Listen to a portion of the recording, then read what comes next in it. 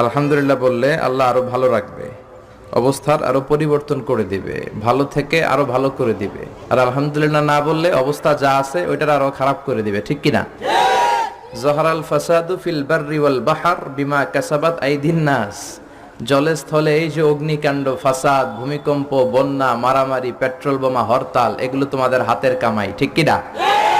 আমরা যদি ভালো হয়ে যাই, আমরা যদি নামাজি হয়ে যাই, আমরা যদি মুত্তাকি হয়ে যাই, আমরা যদি আল্লাহ ওয়ালা হয়ে যাই, এই ঝড় তুফানও আসবে না, এই ভূমিকম্প আসবে না, হরতাল হবে না, মারামারি হবে না, দেশটারে শান্তির একটা টুকরায় পরিণত করে দিবে কে? এজন্য সবসময় শুকরিয়া করব কার?